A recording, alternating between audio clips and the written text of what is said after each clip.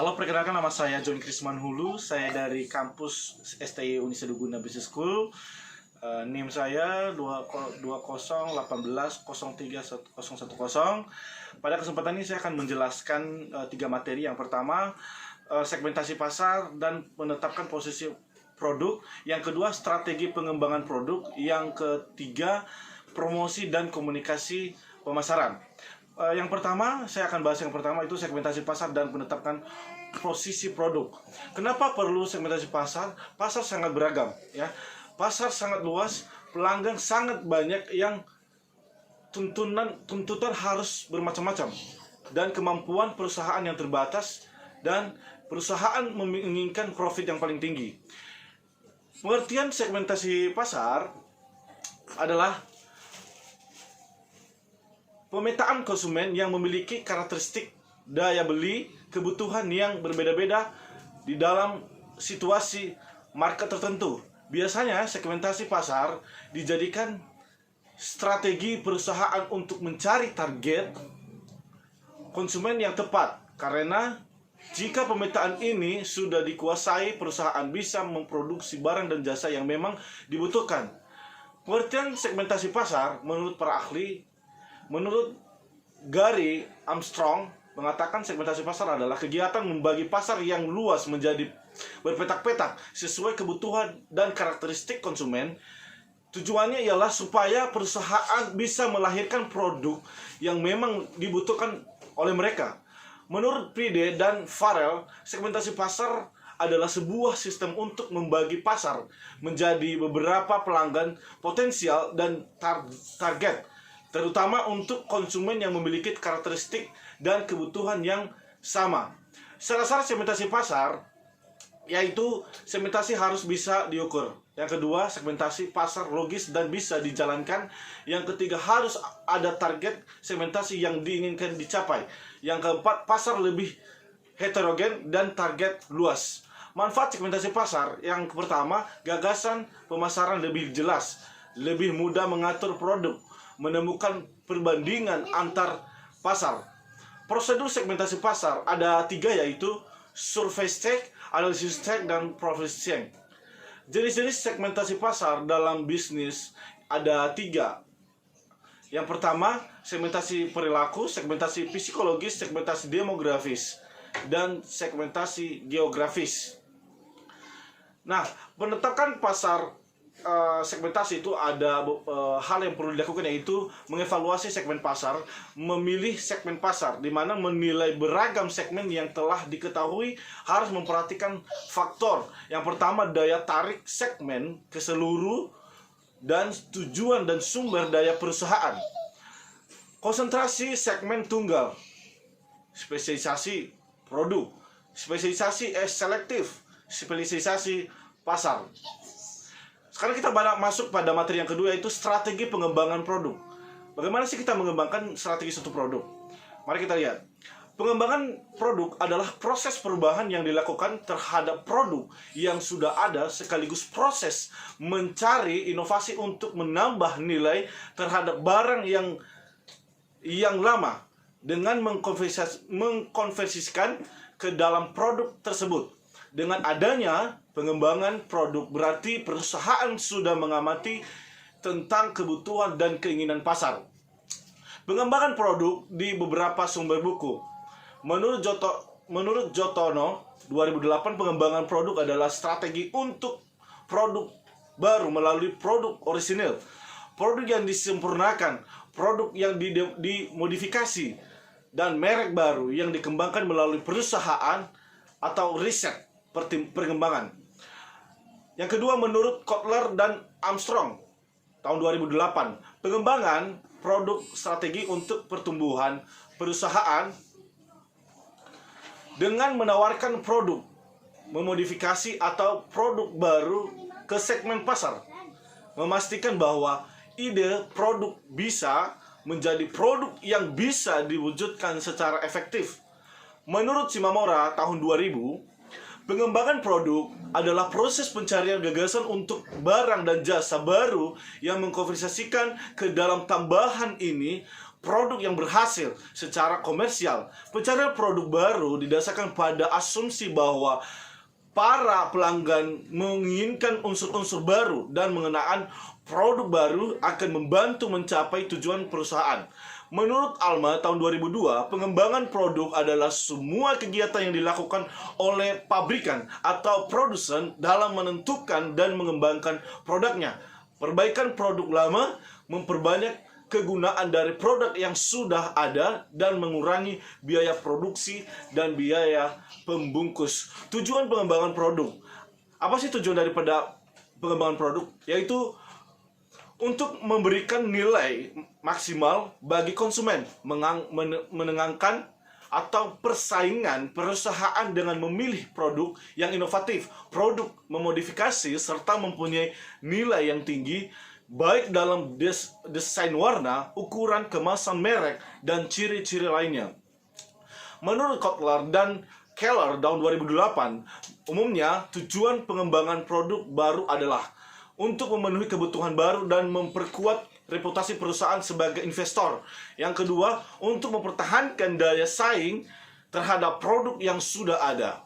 Sedangkan menurut Alma tahun 2002, terdapat beberapa alasan yang membuat perusahaan melakukan pengembangan produk, yaitu untuk memenuhi keinginan konsumen, untuk menambah omset penjualan, untuk mendayagunakan sumber-sumber produksi, untuk menyenangkan persaingan, untuk meningkatkan keuntungan dan pemakaian bahan yang sama, untuk menyalahgunakan sisa-sisa bahan, untuk mencegah kebosanan konsumen, untuk menyederhanakan produksi pembungkus yang menjadi contohnya itu line extension, yaitu seperti Skippy, Citato, Coca-Cola, Close Up.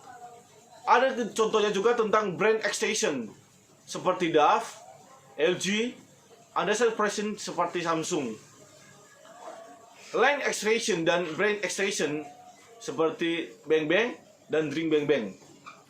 Strategi pengembangan produk menurut Jotaro 2008, terdapat 3 strategi pengembangan produk, yaitu strategi peningkatan kualitas, strategi peningkatan keistimewaan produk, strategi peningkatan daya produk.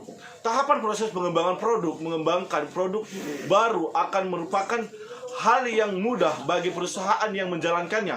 Proses pengembangan produk untuk setiap perusahaan yang juga berbeda tergantung produk serta tingkat kompleksitasnya.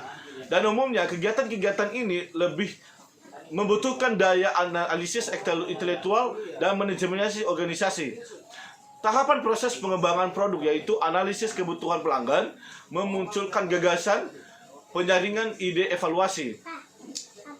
Selanjutnya yang menjadi contoh yaitu seperti Xiaomi yang line extension dan brand extension, yang ada lagi the bottle line extension.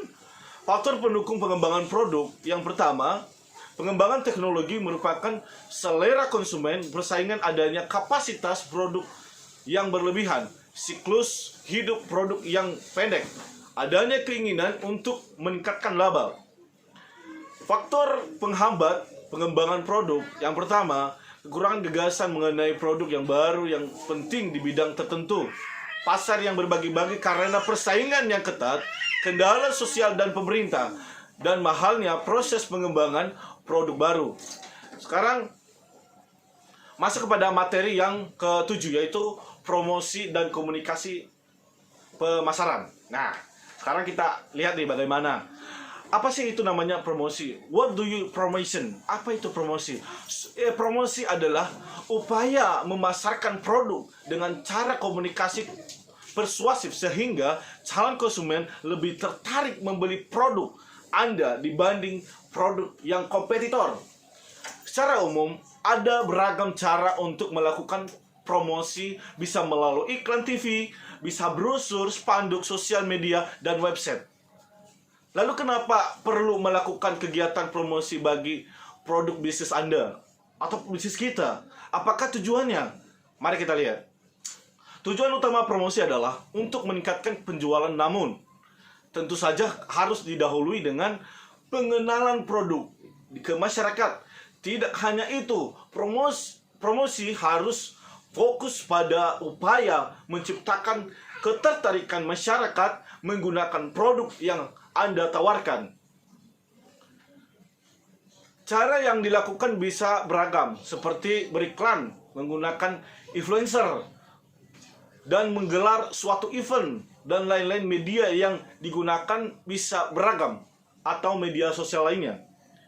Manfaat promosi bagi bisnis online adalah yang pertama, mampu menarik perhatian pasar dengan cepat. Yang kedua, promosi untuk menjaga loyalitas konsumen.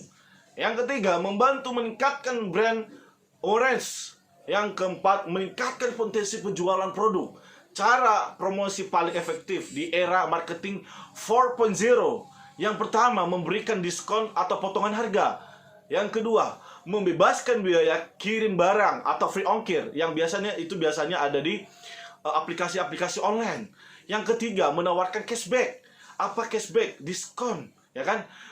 Mengadakan flash sale, mengadakan diskon seperti beli satu gratis satu, memberikan gift, pengumuman point reward, membagi voucher dan kupon promo, memberikan garansi, menggelar produk promo liburan, memberikan tester atau sampel produk, menawarkan harga khusus untuk pembelian grosir, membagikan giveaway seperti yang kita lihat baik di TV maupun di sosial media lainnya. Jadi promosi ada beberapa, yaitu advertising. Advertising itu apa sih? Advertising atau periklanan, yaitu presentasi non pribadi dan produksi berbayar yang memiliki sponsor. Yang kedua, personal selling. Yang ketiga, sales promotion. Yang keempat, public relation. Yang kelima, direct marketing. Media promosi untuk bisnis online bisa melalui blog, media sosial, YouTube, dan email. Jadi dari semua ini adalah cara kita supaya untuk memajukan perusahaan, ya. Bagaimana kita supaya bisa mencapai target-target dan Bapak mengikuti yang sesuai dengan perkembangan era sekarang yang tentang industri 4.0.